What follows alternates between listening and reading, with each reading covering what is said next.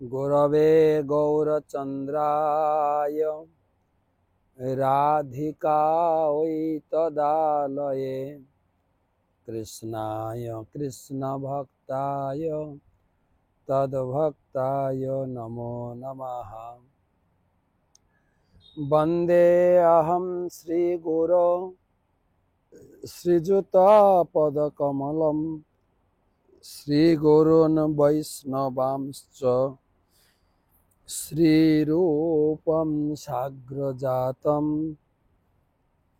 सहगण रघुनाथान्वितं तं सजीवं साद्वैतं सावधूतं परिजनसहितं कृष्णचैतन्यदेवं श्रीराधाकृष्णपादान् सहगण ललिता श्रीविशाखान्वितांश्च नमो ॐ विष्णुपादाय कृष्णप्रेष्ठाय भूतले श्रीमते भक्तिवेदान्त स्वामिनिति नामिने। नमस्ते सारस्वते देवे गौरवाणी प्रचारिणे निर्विशेष शून्यवादी पाश्चात्यदेशतारिणे। जय श्री कृष्ण चैतन्य प्रभु नित्यानंद श्री अद्वैत गदाधर श्रीवासदि श्री गौर भक्तबिंद। हरे कृष्णा कृष्ण कृष्ण हरे हरे, हरे राम राम राम हरे हरे। ओं नमो भगवते वासुदेवाय, ओं नमो भगवते वासुदेवाय, ओं नमो भगवते नारायणं नमस्कृत्य नरं चैव नरोत्तमं देवीं सरस्वतीं व्यासं ततो जयम् उदीरये। तमादिदेवं करुणानिधानं तमालवर्णं सुहितावतारम् अपार संसार समुद्रसेतुं भजामहे भागवत स्वरूपम। ग्रंथराज श्रीमद् भागवत महापुराण पंचम स्कंद ऊनविंशति अध्याय प्रथम श्लोक प्रथम क्लास। प्रसंग जम्बूद्वीपेर अतिरिक्त बर्णना आरो दुटो वर्ष बाकी आछे आमादेर किम पुरुष वर्ष और भारतवर्ष सेटा निये आलोचना एवं जम्बूद्वीपेर 8टी उपद्वीप निয়েও आलोचना होबे এই অধ্যায়ে। আজকে 1127তম भागवत रसमाधुरी सेमिनारे उपस्थित समस्त भक्तमंडली ममतामयी मातृमंडली सबाइके जानाई भाद्र पूर्णिमार अवसरेर प्रीति शुभेच्छा अभिनंदन। शुरू करছি 1 নম্বর श्लोक থেকে। गुरु पाद पद्मे प्रणाम करे तार आशीर्वाद प्रार्थना करছি। नमो ओं विष्णुपादाय कृष्ण प्रेष्ठाय भूतले श्रीमते जयपताका स्वामी निति नामिने। नमो आचार्य पादाय निताय कृपा प्रदायिने गौर कथा धामदाय नगर।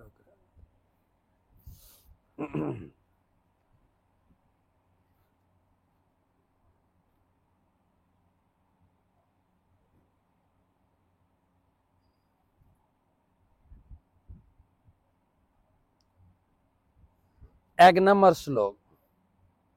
किम पुरुषे वर्षे भगवंत मादि पुरुषम लक्षणाग्रजम सीताभिरामम रामम तच्चरण सन्निकर्षाभिरत परम भागवत हनुमान सह কিম পুরুষই রবিরত ভক্তি রূপাস্তে রূপাস্তে।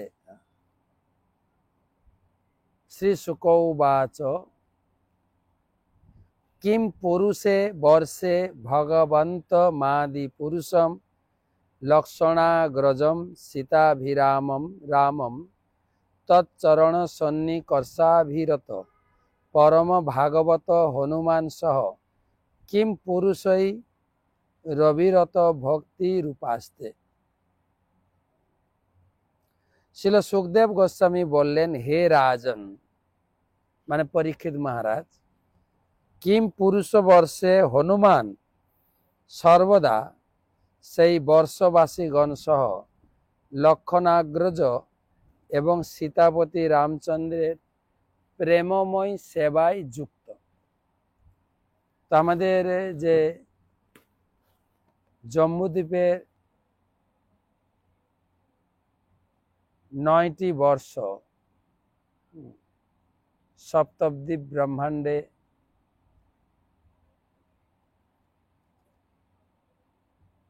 9টি বর্ষ, 9টি বর্ষে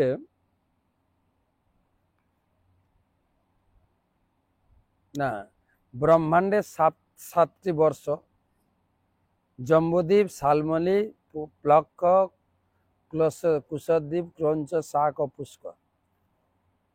তা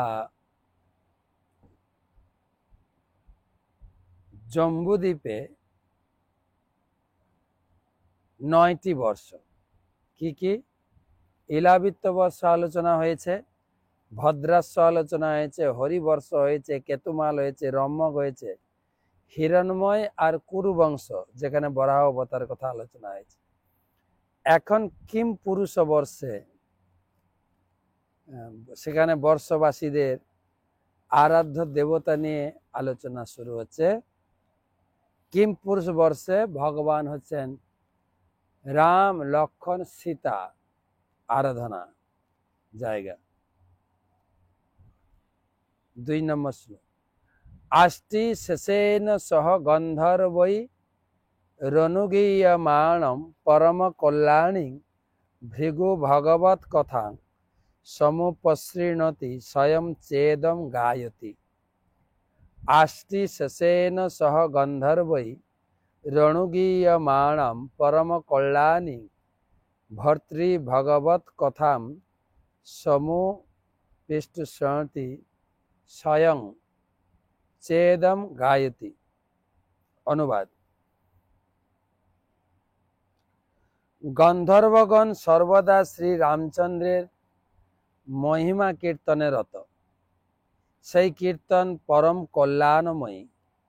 কিম পুরুষ বর্ষপতি আষ্টিসেন সহ হনুমান নিরন্তর অত্যন্ত মনোযোগ সহকারে সেই মহিমা শ্রবণ করেন। হনুমান নিম্নলিখিত মন্ত্র দ্বারা গান করেন। হনুমান কি মন্ত্র দ্বারা গান করেন এবং সর্বদা ভগবান রামচন্দ্রের গুণ কীর্তনে মগ্ন থাকেন হনুমান। বাসুদেবাদি রূপাণাম অবতারাঃ প্রকীর্তিতা বিষ্ণু ধর্মান্তরে রাম লক্ষণাদ্যা ক্রমাদমি পাদ্মে তু রাম ভগবান নারায়ণ ইতিরিত শেষ চক্রঞ্চ শঙ্খঞ্চ ক্রমাৎ সুলক্ষণাদয় মধ্যদেশ স্থিতা যোধ্যা পুরে হস্য বসতি স্মিতা মহাবৈকুণ্ঠ লোকে রাঘবেন্দ্র কীর্তিতা। বিষ্ণু ধর্মত্রে বর্ণিত শ্রী রামচন্দ্র তার ভ্রাতা লক্ষণ, ভরত, শত্রুঘ্ন যথাক্রমে বাসুদেব, শঙ্কর্ষণ, প্রদ্যুম্ন, অনিরুদ্ধের অবতার। ত্রেতা যুগে ভগবান চতুর্ধা মূর্তিতে হয়ে এসেছিলেন। রাম, লক্ষণ, ভরত, শত্রুঘ্ন, বাসুদেব, শঙ্কর্ষণ, প্রদ্যুম্ন, অনিরুদ্ধ, এই 4 রূপে এসেছিলেন এবং সীতাও 4 রূপে এসেছিলেন। ভগবানের যেরকম 4 ভাই রাম লক্ষণ ভরত শত্রুঘ্ন, সীতারাও 4 বোন ছিলেন। সীতা, তারপরে মান্ডবী, তারপরে সুমিত্রা,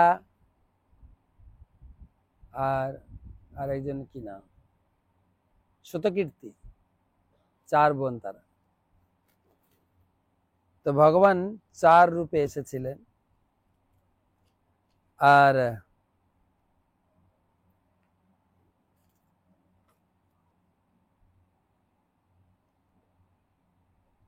প্রভুপাদ সেটাই তাৎপর্য লিখেছেন, কোন কল্পে শ্রী রামচন্দ্র তার ভ্রাতারা বাসুদেব, শঙ্কর্ষণ, প্রদ্যুম্ন, অনিরুদ্ধের অবতার রূপে তারা জগতে লীলা করেছেন।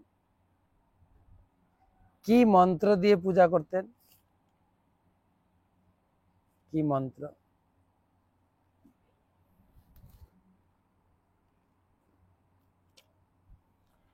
ওং নমো ভগবতে উত্তম শ্লোকায় নমো আর্য লক্ষণ শীতব্রতায় নমো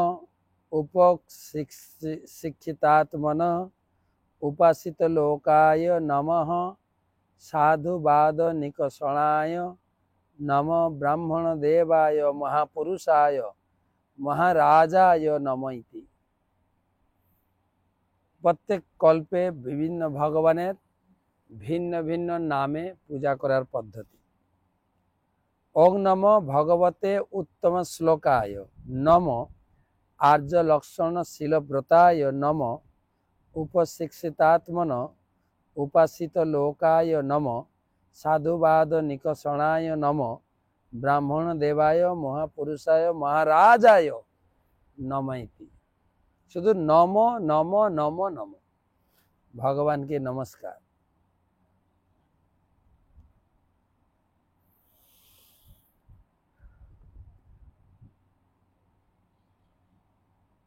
অনেক বড় অনুবাদ।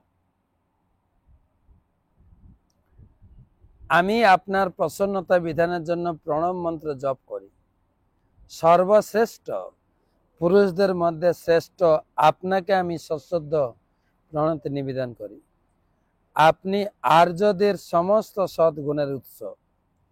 আপনার চরিত্র ও আচরণ সর্বদা অবিচল এবং আপনার ইন্দ্রিয় ও চিত্ত সর্বদা সংযত। একজন সাধারণ মানুষের মতো আচরণ করে আপনি আপনার আদর্শ চরিত্র প্রদর্শন করে সকলকে শিক্ষা দেন কিভাবে আচরণ করা কর্তব্য। নিকষ পাথরে কেবল স্বর্ণের গুণের পরীক্ষা হয়, কিন্তু আপনি এমনই পরশমণি যাতে সমস্ত উত্তম গুণের পরীক্ষা হয়। আপনি ভক্তাগ্রগণ্য ব্রাহ্মণদের দ্বারা উপাসিত। হে পরম পুরুষ, হে রাজাধীরাজ, আমি আপনাকে আমার সশ্রদ্ধ প্রণতি নিবেদন করি।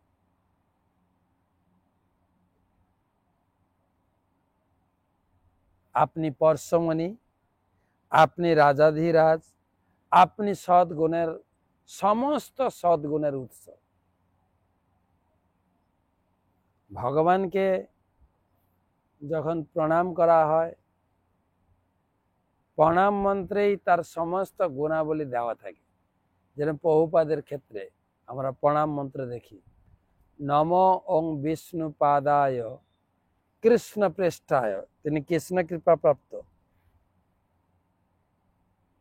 ভূতলে শ্রীমতে ভক্তি বেদান্ত স্বামী ইত্যাদি। আমি সেই কৃষ্ণ কৃপা সে মূর্তি, কৃষ্ণের আশীর্বাদ পুষ্ট শ্রীমদ ভক্তি বেদান্ত স্বামী প্রভুপাদের চরণে প্রণাম জানাই। তিনি আর কি করেছেন? নমস্তে সরস্বতী দেব, তিনি সরস্বতী, ভক্তি সিদ্ধান্ত সরস্বতী ঠাকুরের কৃপা প্রাপ্ত। নমস্তে সরস্বতী দেবে গৌরবাণী প্রচারিণে, তিনি গৌরাঙ্গ মহাপ্রভুর বাণী প্রচার করেছেন সারা বিশ্বে। নির্বিশেষ শূন্যবাদী, নির্বিশেষবাদী আর শূন্যবাদী, মায়াবাদী আর বুদ্ধিজম মানে বুদ্ধিস্ট, এই দুটোকে নিরসন করেছেন। নির্বিশেষ শূন্যবাদী, পাশ্চাত্য দেশ তারেন, তিনি পাশ্চাত্য দেশকে তারণ করেছেন। যেরকম গৌরাঙ্গ মহাপ্রভু প্রণাম,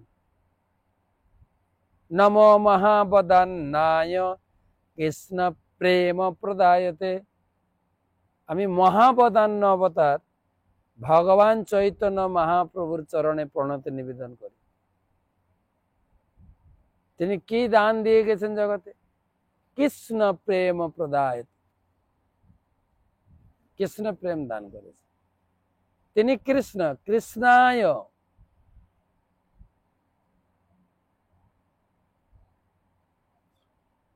কৃষ্ণ চৈতন্য নাম, কৃষ্ণ, তিনি কৃষ্ণ, বর্তমান তিনি কৃষ্ণ চৈতন্য নামে জগতে প্রকাশিত।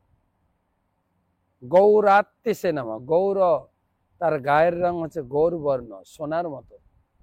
রাধারানীর প্রণাম মন্ত্র, তপ্ত কাঞ্চন গৌরাঙ্গী, তার শরীর কাঁচা সোনার মতো দেখতে, তিনি গৌরাঙ্গী, গৌর অঙ্গী। রাধে বৃন্দাবনেশ্বরী, তিনি রাধারানী, তিনি হচ্ছেন বৃন্দাবনের ঈশ্বরী। বিষভানু সুতং দেবী, তিনি হচ্ছেন বিষভানু মহারাজের কন্যা। প্রণমামি, প্রণমামি, আমি প্রণাম করি। তিনি হচ্ছেন হরিপ্রিয়ে, হরির প্রিয়। সেরকম ভগবান রামচন্দ্রে ওং নম ভগবতে উত্তম শ্লোক, তিনি উত্তম শ্লোকের দ্বারা বন্দিত বা উপাসিত।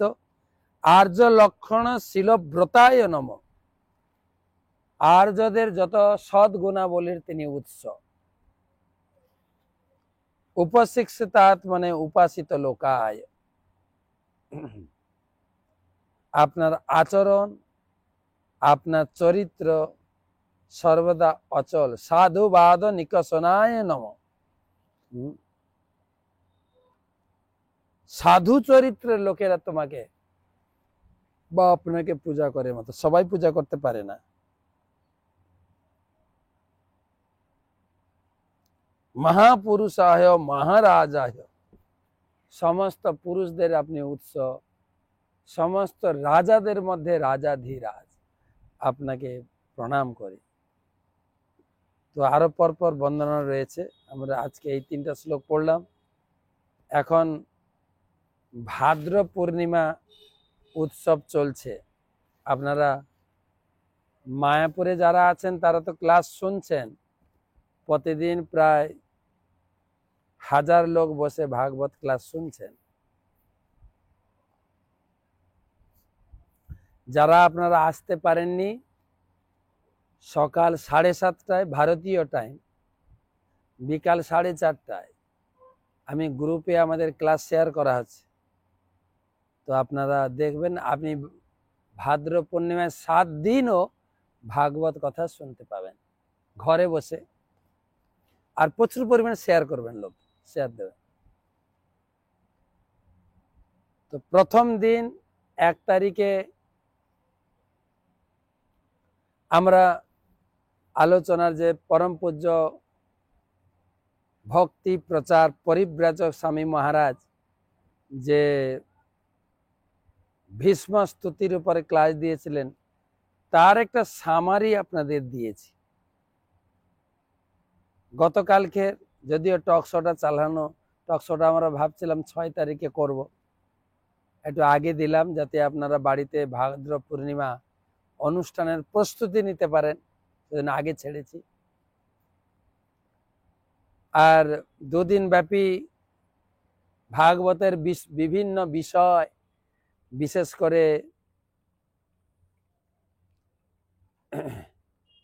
বিশেষ করে আলোচনা হচ্ছে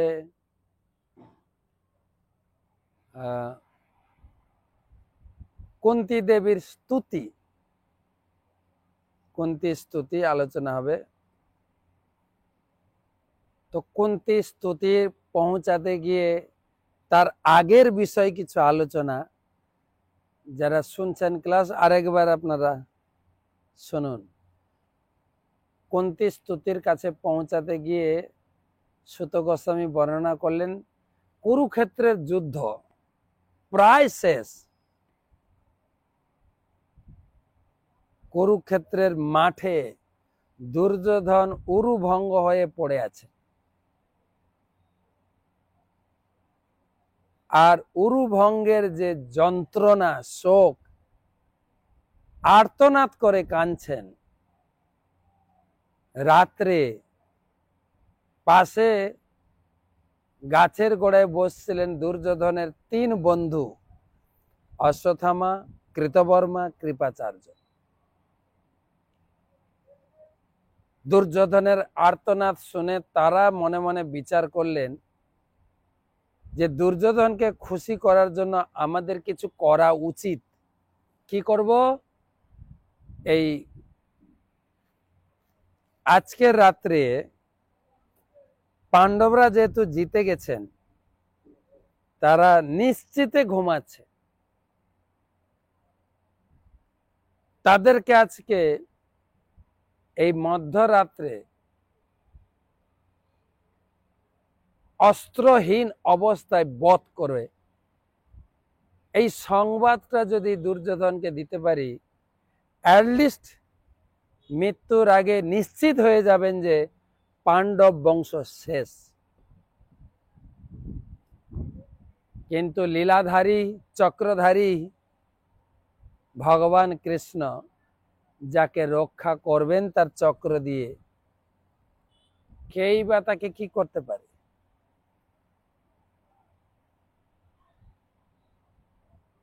ভগবান আগে থেকে বুঝতে পেরে তিনি পঞ্চ পাণ্ডবকে পঞ্চ পাণ্ডবের শিবিরে ঘুমাতে দেননি, ঘর থেকে বের করে দিলেন। যে একই শিবিরে ডেলি ঘুমাচ্ছ, আজকে একটু অন্য জায়গায় ঘুমাও। অশ্বত্থামা অন্ধকারে ধীর পদক্ষেপে পাণ্ডবের শিবিরে ঢুকে 5টা মাথা কেটে নিয়ে এসে দুর্যোধনকে উপহার দিলেন। সখা, তোমার সন্তুষ্টি বিধানের জন্য আমি একটা অসম্ভব কার্যকে সম্ভব করে এসেছি। যে কি সেটা? পঞ্চ পাণ্ডবের গলা কেটে নিয়ে এসেছি তোমাকে উপহার দেওয়ার জন্য। যাদেরকে মারার জন্য আমাদের এত বড় পরিকল্পনা, তোমার এই পরিকল্পনা বা মিশন সাকসেস হয়েছে। দুর্যোধন একটু চিন্তিত হলেন। দুর্যোধন উত্তরে বললেন, না, পঞ্চ পাণ্ডবের কেউ কিছু করতে পারবে না, কেউ কিছু করতে পারবে না। যেখানে কৃষ্ণ রয়েছেন, পাণ্ডব প্রাণ কৃষ্ণ আছেন, সেখানে পাণ্ডবদের কেউ কিছু করতে পারে না, কেউ কিছু করতে পারে। আমার মনে হয় অন্য কাউকে তোমরা বধ করেছ। কেন? দুর্যোধন হাড়ে হাড়ে উপলব্ধি করেছেন,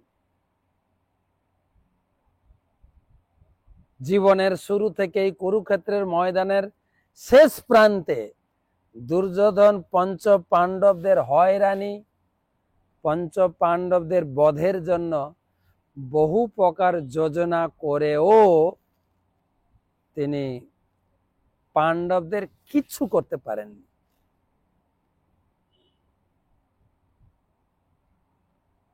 তাই তিনি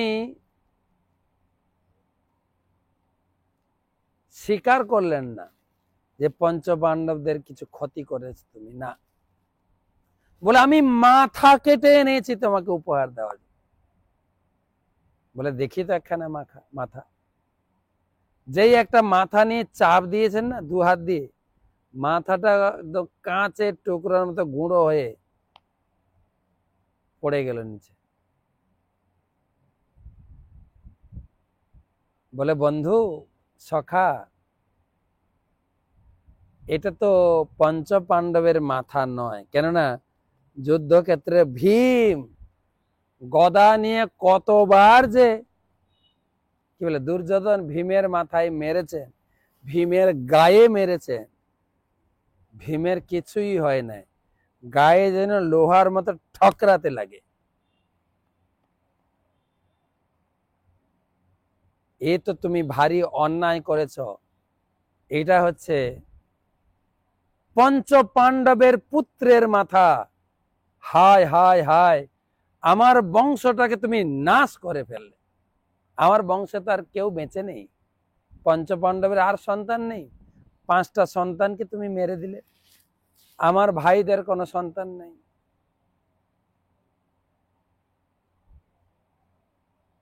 এ তুমি কি করলে? আমি অভিশাপ দিচ্ছি তোমাকে, তোমার বংশ এইভাবে নাশ হবে। দুর্যোধন অভিশাপ দিয়ে প্রাণ ত্যাগ করলেন। অশ্বত্থামা গিয়েছিলেন খুশি করতে, আর নিয়ে এলেন অভিশাপ।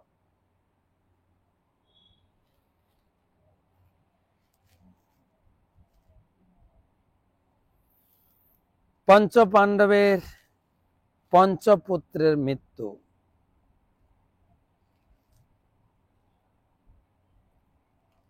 আর সেই যে দ্রৌপদীর পুত্র শোকের আর্তনাদ, সে ভাষায় প্রকাশ করা যায় না।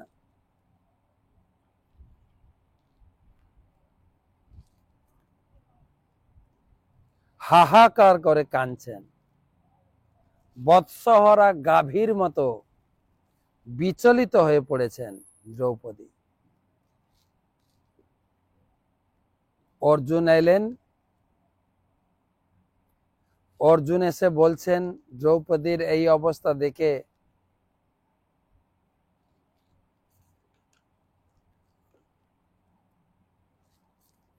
দ্রৌপদীকে শান্ত করলেন।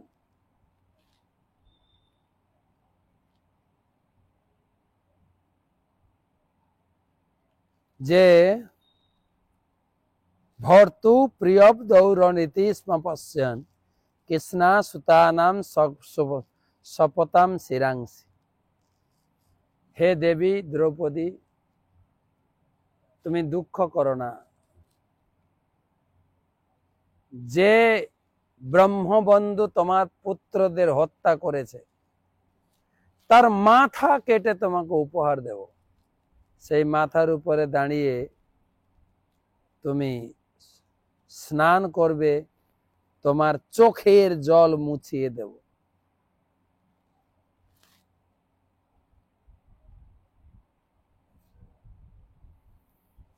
বলতে বলতে তিনি ড্রাইভারকে অর্ডার দিলেন, ড্রাইভার রথ সাজাও।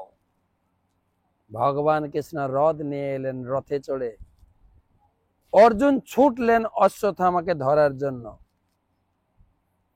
অশ্বত্থামা তীব্র গতিতে প্রাণ বাঁচানোর ভয়ে দৌড়াচ্ছে, আর পিছনে তেজ গতিতে ভগবানের রথ ধেয়ে আসছে অশ্বত্থামার দিকে। অশ্বত্থামার রথ আর চলছে না। নিজেকে মৃত্যুর উপক্রম দেখে সে একটা ব্রহ্মাস্ত্র ছেড়েছে। যে ব্রহ্মাস্ত্র বিশাল অগ্নিপিণ্ড হয়ে ধেয়ে আসছে অর্জুনকে বধ করার জন্য।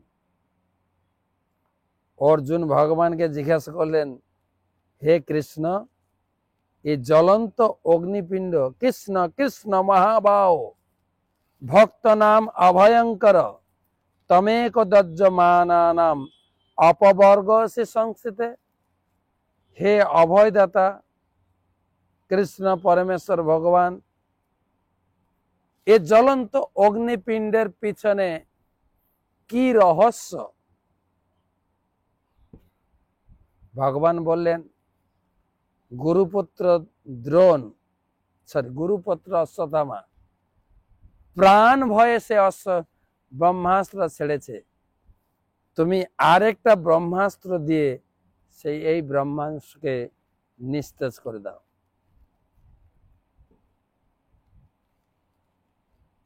তখন নিস্তেজ হওয়ার পরে ছুটে গিয়ে অশ্বত্থামাকে ধরে ফেললেন এবং রজ্জু দড়ি দিয়ে তাকে বাঁধতে শুরু করেছে। তখন ভগবান তার ধৈর্যের পরীক্ষা নিলেন। নৈনং পার্থসি স্ত্রাসু ব্রহ্ম বন্ধু মিমং জয়ী জোহসাবনা সুপ্তান অবধিস নিঃশিবালকান। একই, তুমি তো এর মাথা কেটে নিয়ে দ্রৌপদীকে উপহার দেবে বলেছ, বধ করো, তুমি একে বাঁধছ কেন? এ নিদ্রিত অবস্থায় নিরপরাধ শিশু হত্যাকারী পাপী ব্রহ্মবন্ধু, একে হত্যা করো। যে অপরকে বধ করে নিজের প্রাণ পরিপোষণ করে তাকে বধ করাই শ্রেয়। তার মানে আমরাও তো মাছ মাংস পশু মেরে খেয়ে আমি বাঁচবো ভালো করে।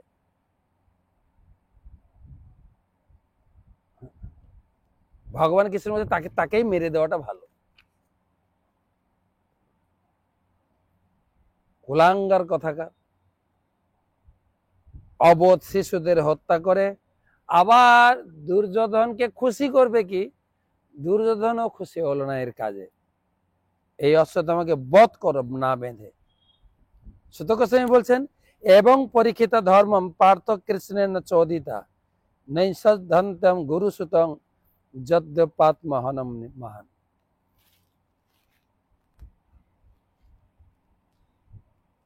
ভগবান কৃষ্ণ অর্জুনের ধর্মের পরীক্ষা নিচ্ছিলেন।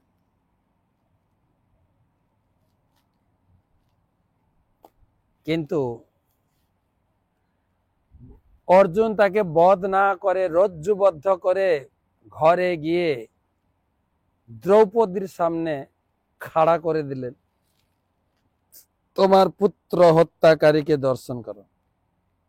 এখন তুমি বলো, তুমি যদি চাও একে হত্যা করতে পারো, তোমার ইচ্ছাই প্রাবল্য। এবারে শুনুন দ্রৌপদীর লেকচার। ভাগবতের প্রথম নারীর স্থান দিয়েছেন ব্যাসদেব। তার কি যোগ্যতা ছিল, মহান যোগ্যতা। তথা হৃতম পশুবৎপাশবদ্ধ মমাম মুখম কর্ম যুগুপ্সিতেন নিরীক্ষ কৃষ্ণাপ কৃতম গুরুসুতম বাম স্বভাব কৃপয়া ননামচ। পুত্র হন্তা সেই অশ্বত্থামার সামনে দাঁড়িয়ে আর দ্রৌপদীর চিত্ত পুত্র শোকে শোকাতুরা। পুত্র হন্তা সামনে তাকে শাস্তি দিয়ে, হয়তো আমরা যেভাবে পেপার পত্রিকায় নিউজে দেখি আমার পুত্রকে হত্যা করেছে, এর আমি বধ চাই, তাহলে হৃদয়টা শান্ত হয়। কিন্তু মাতা দ্রৌপদীর চিন্তা দেখেন, ওকে বধ করা তো দূর কথা, নেমে এসে প্রণাম করলেন। ননামচ, ননাম মানে প্রণাম, আর বললেন হায় হায় হায়, এ কি করেছ? গুরু পুত্রকে এরকম বেঁধে নিয়ে এসেছ, অন্যায়। উবাচ চাষ হন্তাস বন্ধানায় নয়ন সতী মুচ্চতাং মুচ্চতাম শেষ ব্রাহ্মণ নিতরাং গুরু। আরে ছি ছি ছি, বাঁধন খুলে দাও এক্ষুনি, বাঁধন খুলো, মুচ্চতাং মুচ্চতাং। কেননা ব্রাহ্মণ নিতরাম গুরু, ব্রাহ্মণ সবসময় আমাদের পূজাগ্র, পূজনীয়, তাকে পূজা করা উচিত। দেখেন দ্রৌপদী নিজের পঞ্চপুত্র শোকের জ্বালা হৃদয় জ্বলছে, তথাপি ধৈর্য সহকারে কিরকম বলছেন, এই ব্যক্তি কোন প্রকারের মৃত্যুদণ্ডের অধিকারী হতে পারে না।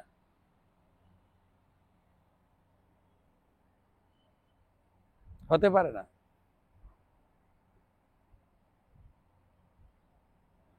এনাকে প্রণাম করা উচিত। ক্ষত্রিয়ের কাছে ব্রাহ্মণ সবসময় প্রণাম। পারবেন আপনি?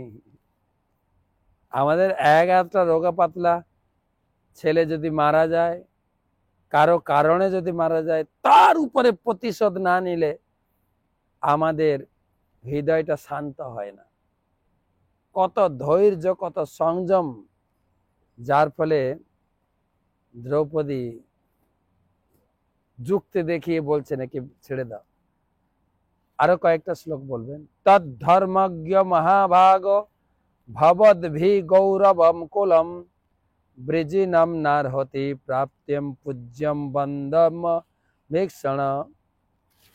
হে মহাযশস্বী, হে ধর্মবিদ, সর্বদা আমাদের পূজ্য বন্দনীয় গুরুকুল যেন দুঃখ প্রাপ্ত। আমাদের গুরুকুল, এর বাবার কাছ থেকে আপনি সবকিছু ধনুর্বেদ আজি যুদ্ধবিদ্যা শিক্ষা লাভ করেছেন, তার ছেলের প্রতি এইরকম আচরণ আমাদের? ছি ছি ছি। আমাদের গুরুকুল, গুরুদেব, তার পরিবার সব সময় যাতে খুশি থাকে, আনন্দ থাকে, সেই রকম আচরণ করতে হবে। আরেকটা কঠিন কথা বললেন, খুব কঠিন কথা। মারোদিদাস্য জননী গৌতমী পতি দেবতা যথা রমিৎবৎসার্তা রোদ মিশ্র মুখী মোহ। কি বলবো,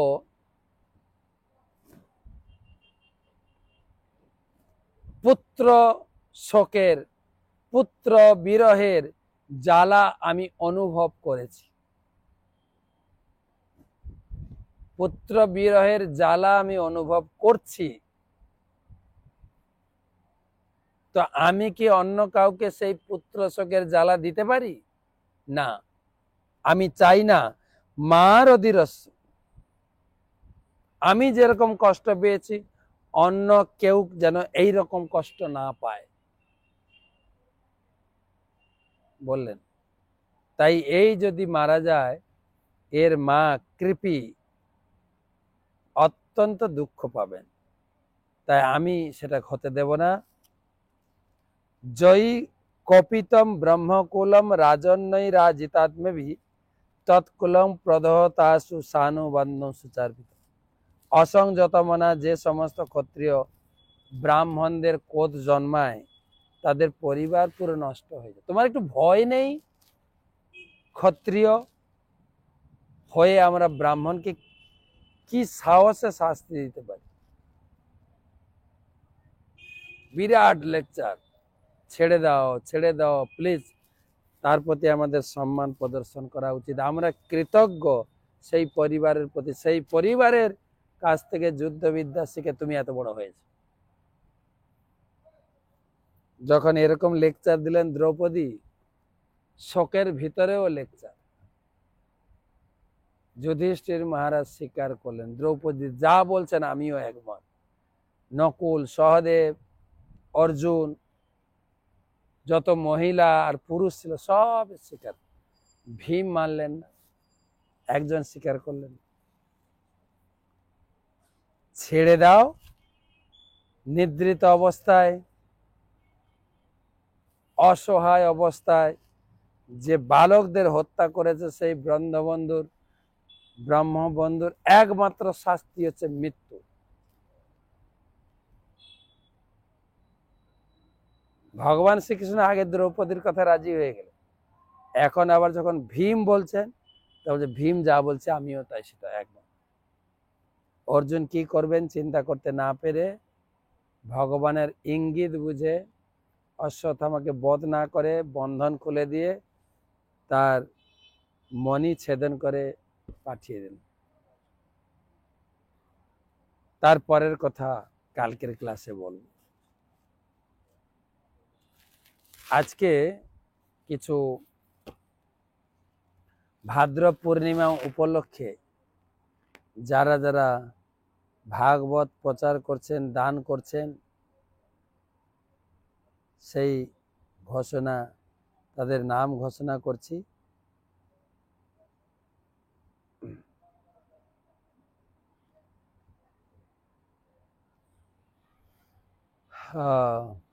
দেবিকা ঘোষ একটি ভাগবতম, জয়দা রুক্মিণী দেবী দাসী দুটো ভাগবতম, মনস্বিনী রাধিকা দেবী দাসী একটি ভাগবতম, রঘুনাথ চৈতন্য দাস একটি ভাগবতম, নিতাই প্রেম দাস তিনটি ভাগবতম,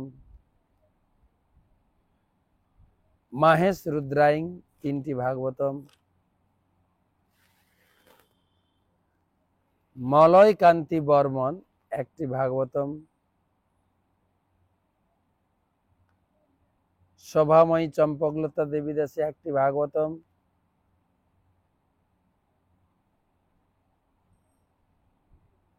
সুনিতা সি পাঁচটি ভাগবতম, কমলা গোপী দেবী দাসী একটা ভাগবতম, প্রেমময়ী কুন্তি দেবী দাসী একটা ভাগবতম,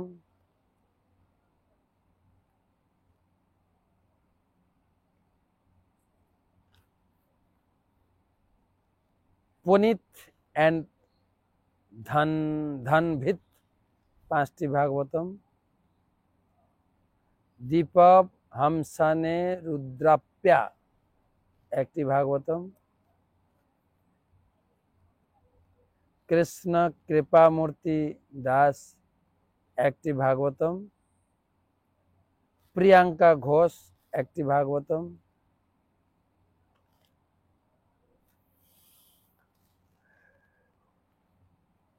বংশীপ্রিয়া রাধিকা দেবী দাসী দুটো ভাগবতম, অনিমা রায় একটি ভাগবতম, আনন্দিনী সীতা দেবী দাসী একটি ভাগবতম।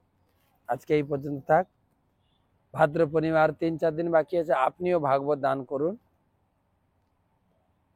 আমার হোয়াটসঅ্যাপ নাম্বারে খোঁজ করবেন, ভাগবতের ডিসকাউন্ট চলছে, আপনি বাড়ির জন্য কিনতে পারেন, আত্মীয় স্বজনের জন্য দান করতে পারেন। আজকে এই পর্যন্ত রাখি, শুভরাত্রি।